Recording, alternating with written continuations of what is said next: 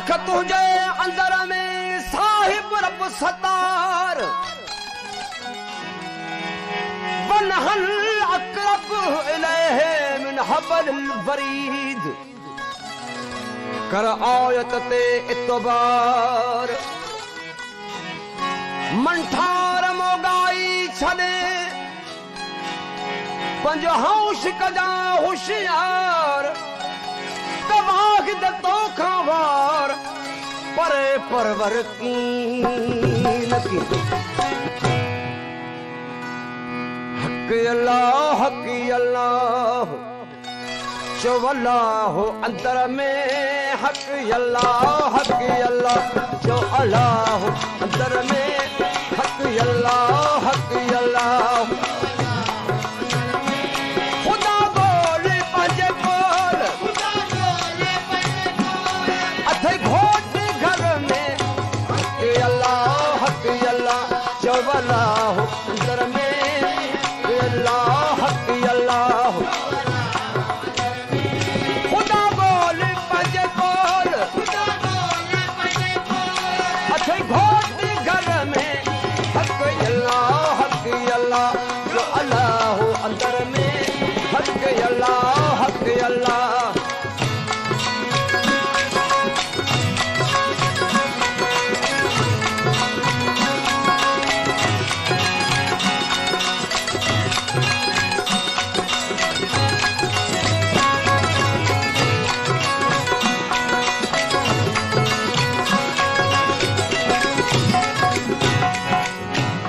जलशान जो मकान दिल मंजे मंदर में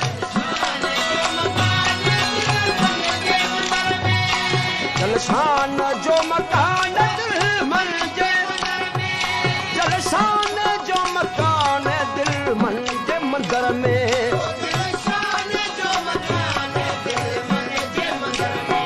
संदो जिक्र कजा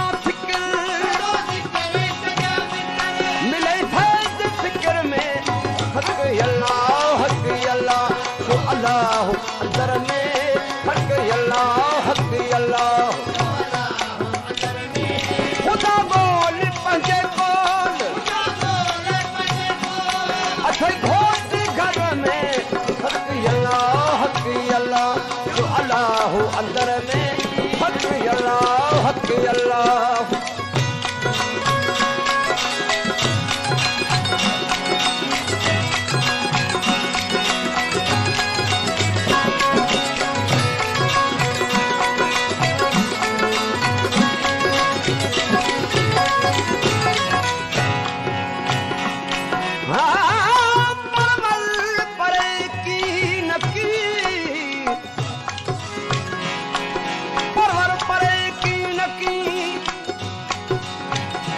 तो सारा जिक्र इब्राहीम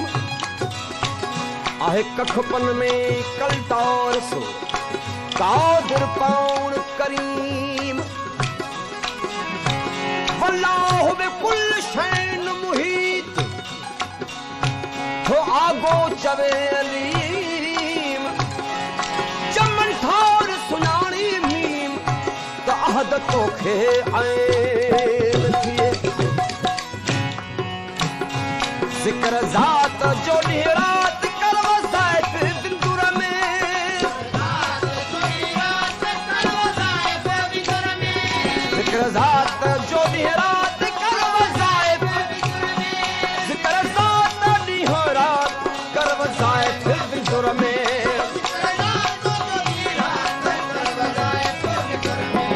इहो बंधु वठी रंद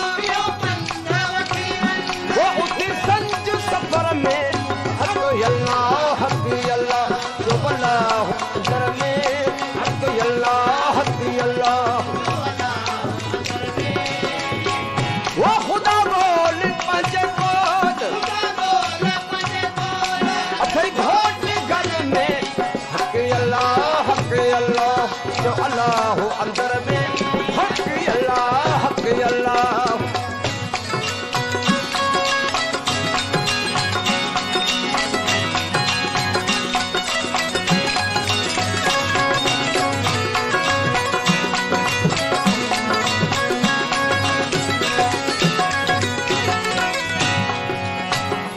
ए मंठार तू हर बार है खुदा के फिक्र में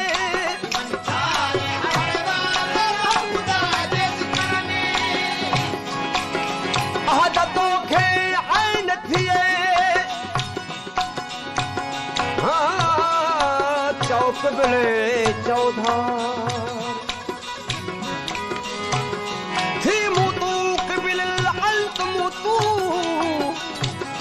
तल्लहे मरण मयार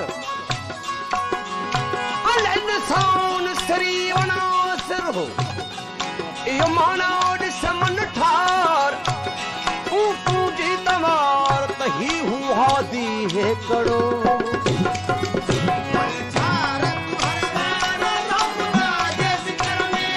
मंठार हर बार